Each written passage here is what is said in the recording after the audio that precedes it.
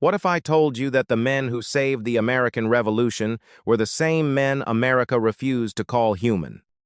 And what if those men proved their worth not with words, but with blood on a frozen hillside that history almost forgot entirely?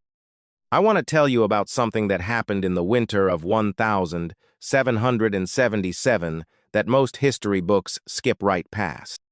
And the reason they skip it says everything about who we are as a nation.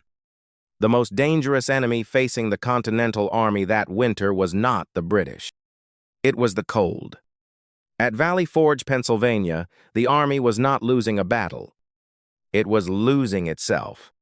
George Washington sat down and wrote a letter to the Continental Congress telling them that nearly 3,000 of his men were unfit for duty because they were barefoot and otherwise naked. Soldiers wrapped their bleeding feet in rags. They boiled strips of leather from old equipment and chewed on them because there was simply no food. About 12,000 men marched into that camp in December of 1777, and roughly 2,000 of them would be dead by spring, not from enemy fire, but from typhus, from smallpox, from starvation, from a government that could not feed the men it sent to die for it. And here is what I want you to sit with before I tell you the rest of this story. Out of that freezing, starving collapse came one of the most radical military decisions in American history. A decision that would place men who had spent their entire lives as someone else's property onto a battlefield with muskets in their hands and a promise of freedom waiting on the other side. And those men who had never been allowed to touch a weapon, men who had been forbidden from even standing in a militia line, would go on to stop 3 separate charges from some of the most feared professional soldiers in the world. The Hessian commander who led those charges would later beg for a transfer because he feared his own men would kill him for what he had put them through. This is a story almost nobody knows, and I think it is time that changed. Before I go any further, I want to say thank you for being here. If this is your first time on this channel, welcome. We cover the stories that history textbooks push to the margins, the ones that deserved a full chapter but got a footnote instead. If that sounds like something you want more of, hit that subscribe button right now, because what I am about to share with you is exactly that kind of story. Now let me bring you into the full picture, because to understand what happened next, you need to understand something about Rhode Island that almost nobody talks about. And this part stopped me cold the first time I researched it. Rhode Island was in especially rough shape by the winter of 1777. Its 2 continental regiments had peaked at a combined strength of around 600 men during the summer of that year. By the time those men staggered into Valley Forge after brutal fighting at Red Bank and the exhausting Philadelphia campaign, that number had collapsed to just a few hundred. The state was running out of willing white volunteers, and the British were sitting comfortably in Newport, occupying one of the most strategically important ports in all of New England. On paper, Rhode Island looked like a state that simply could not fight anymore. But here is the part that makes this story so much more complicated and so much more powerful than most people realize. Rhode Island was not just a small, struggling state. It was, at that time, the single largest slave trading colony in all of British North America. From 1726 to 1775, Rhode Island sent out 506 slave trading voyages to Africa, while every other colony combined sent out only 178. One historian described it plainly by saying that the Rhode Island slave trade and the American slave trade were virtually the same thing. In the Narragansett Country region of southern Rhode Island, by 1755, 1 out of every 3 people was enslaved. Not 1 in 10. Not 1 in 20. 1 in 3. This was a plantation society hiding in plain sight in the middle of New England, and the families who ran it, the Greens, the Hazards, the Champlins, the Vernons, were among the wealthiest and most politically connected people in the state. I want you to hold that image in your mind as we move forward, because the irony of what came next is almost too sharp to fully absorb. The state that had built more of its wealth on the backs of enslaved people than any other colony in the North was now facing a military crisis so severe that it would have to turn to those same enslaved people to save itself. And those men, the very men whose labor had funded the estates and the ships and the political careers of Rhode Island's elite, would be asked to pick up a musket and fight for a freedom that the state had spent generations denying them. That is the world into which this decision was born. And understanding that contradiction is the only way to fully understand why what happened next matters as much as it does. Now, to understand what Washington was actually planning that night, you have to understand the enemy he was going up against. The Hessians were not just any soldiers. They were German mercenaries, professional warriors hired by the British Crown because they needed men who would fight without asking questions. And these particular men, the ones garrisoned at Trenton, were among the most battle-hardened troops in the entire theater of war. Their commander, Colonel Johann Rall, had led them through the brutal street fighting at White Plains and Fort Washington, where they had watched American soldiers scatter and surrender by the thousands. Rall had earned the right to be contemptuous. His men had beaten these Continental troops before, badly, and he saw no reason to expect anything different. In fact, Rall was so confident in the security of his position that when a local loyalist sent him a written warning, a note warning him that something was moving that night, Rall tucked the paper into his coat pocket, unread, because he was in the middle of a card game. That single moment, a man too comfortable to stop and read a warning, would cost him everything. But on the night of December 25th, Washington had no way of knowing that. He had to plan as if every Hessian in Trenton was wide awake and waiting for him. The plan itself was a three-pronged crossing. Washington would lead the main force of roughly 2,400 men across the Delaware at McConkey's Ferry, about 9 miles north of Trenton. Two other columns under Generals James Ewing and John Cadwalader would cross further south to cut off any retreat and apply pressure from other angles. It was an ambitious plan on paper, and what happened in reality was that the weather destroyed two of those three columns completely. The river was choked with ice. Ewing's men could not get across at all. Cadwalader tried and was forced back. When Washington stepped onto the far shore at roughly 3 in the morning, he was already hours behind schedule, and he was alone without the flanking support his plan had depended on. A lesser commander would have turned back. Washington looked at the situation, said nothing about retreating, and gave the order to march. Here is where the story of John Glover and his Marblehead Regiment deserves to be told, because without those men, none of what followed would have been possible. Glover commanded a regiment of Massachusetts fishermen and sailors, watermen who had spent their lives working the waters off the coast of Marblehead. They handled the Durham boats, massive flat-bottomed cargo vessels up to 60 feet long, in conditions that no land soldier was equipped to manage. The river was running fast, full of ice floes the size of wagon wheels, in a windstorm that blew sleet and snow sideways. And yet these men kept working, trip after trip, for over 3 hours in total darkness, moving more than 2,400 troops, 18 artillery pieces, and dozens of horses to the far shore without losing a single life. What made Glover's regiment extraordinary was not just their seamanship, it was who they were. The Marblehead Regiment was one of the most racially integrated military units of the entire Revolutionary War. White fishermen, free black sailors, and Native American watermen worked side by side in those boats, pulling oars in the dark, with an entire revolution riding on their backs.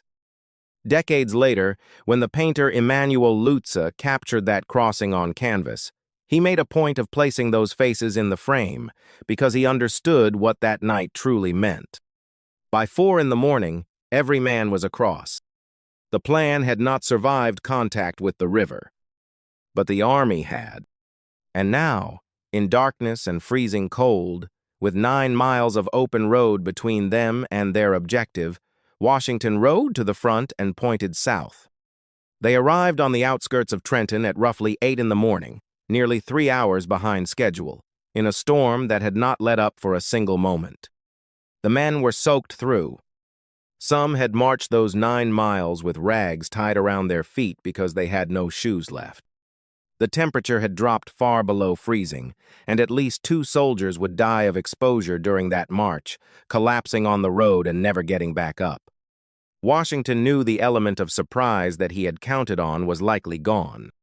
He rode up and down the column, and when one of his officers suggested they pull back and reconsider, his response was direct. They would proceed with the attack. What happened next unfolded in roughly 45 minutes, and I want you to understand how stunning that number is. The Hessians at Trenton were not sleeping in. They were awake, they were armed, and when the alarm was raised, they tried to form up in the streets. But the Continental Artillery, under a 26-year-old former Boston bookseller named Henry Knox, had already moved into position on the high ground at the top of both main roads leading into town. Knox opened fire before the Hessians could organize. Cannons firing canister shot down a narrow street in a snowstorm is not a situation that allows for orderly military response. The formations broke apart almost immediately. Colonel Rahl, who had never read the warning in his coat pocket, tried to rally his men in an open field and was shot twice. He was carried to a church, where he died later that day. The note was found on his body when they searched him, still unread. What I find remarkable, and what most accounts skip past too quickly, is the detail of what the American soldiers did after the fighting stopped. These were men who had been starving and freezing for months. They had watched their government fail to supply them with basic necessities. And when they overran the Hessian quarters, they found something they had not seen in a very long time: supplies. Food, blankets, gunpowder, weapons, and most critically of all, shoes and clothing. Soldiers who had marched 9 miles through a blizzard in bare feet were now pulling on Hessian boots. The battle was a military victory, but those boots and that clothing were what kept dozens of men alive through the weeks that followed. Sometimes the most important outcome of a victory is not the ground you take. It is what you find when you get there. The numbers tell a clean story. The Hessians suffered roughly 22 men killed and 83 wounded, with approximately 900 taken prisoner. The Continental Army, in a battle lasting less than an hour against professional soldiers, suffered no men killed in combat. 2 officers were wounded, including a young lieutenant named James Monroe, who took a musket ball through the shoulder and very nearly bled out before a doctor reached him. That same James Monroe would go on to become the 5th President of the United States. History has a way of hiding its most important moments inside what look like minor details. But I want to pause here for a moment, because the military victory at Trenton was only half the story. The other half happened 4 days later, when Washington found himself facing the same problem all over again. His men's enlistments were expiring on January 1st, and without an army, there was no revolution left to fight. He gathered what troops remained on the banks of the Delaware and gave a speech that has been largely forgotten, which I think is a significant oversight. He did not promise them glory. He did not give them a stirring argument. He told them plainly that their country needed them to stay for 6 more weeks, and then he waited. At first, not a single man stepped forward. The drums rolled in silence. And then one man moved, and then another, and then enough of them stepped out of line to keep the army alive until spring.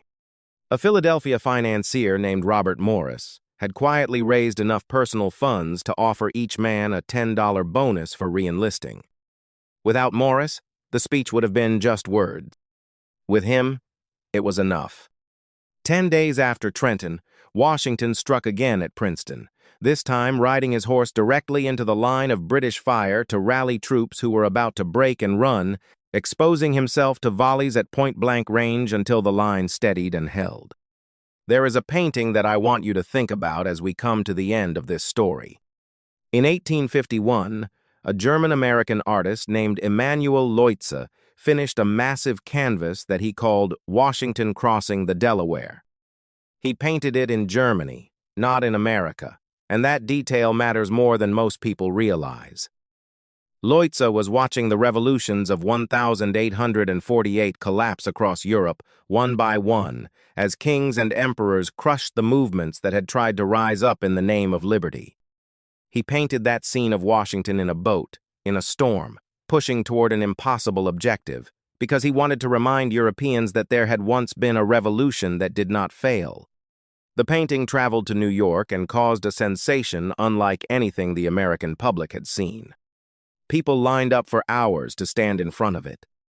And if you look carefully at that canvas, you will see what Lotze put into those boats. A black soldier sitting near Washington's knee, a Native American figure at the oar in the stern, white fishermen and soldiers pulling together through the ice and the dark. He was not painting a moment. He was painting an idea of what America was supposed to be. Now, I want to connect something for you, because this is the part that most history coverage leaves out, and I think it is the most important part of all. Trenton was not just a military victory. It was the first link in a chain that made everything else possible. Without Trenton, the Continental Army dissolves in January of 1777 because there are no soldiers left to hold it together. Without an army in the field in 1777, there is no Battle of Saratoga. Without Saratoga, the French government has no evidence that the Americans can actually fight and win, so France does not enter the war as an ally. Without the French fleet and French troops, there is no siege of Yorktown in 1781. Without Yorktown, there is no British surrender. Without that surrender, there is no United States of America as we know it today. Every single link in that chain runs back to one night, one river crossing, one decision made by a man who had every rational reason to turn around and did not. I find it worth sitting with that for a moment, because we tend to think of history as something that was always going to happen the way it happened. It was not. It almost did not happen at all. Here is what I take from this story, and what I think is worth carrying forward.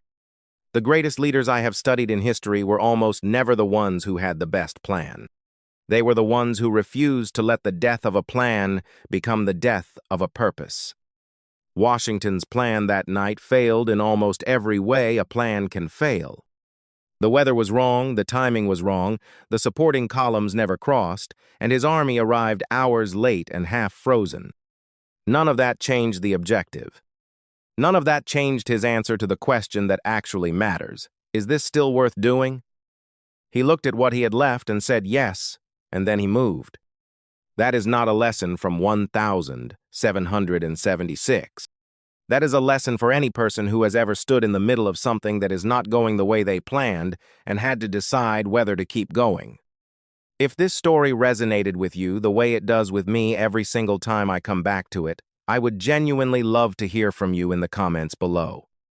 Tell me what part of this hit you hardest, or tell me which forgotten chapter of American history you think deserves its own video. I read every comment, and the best ideas on this channel have come directly from people like you. If you are not subscribed yet, now is a good time, because there are more stories like this one coming, and most of them are ones you have never heard before.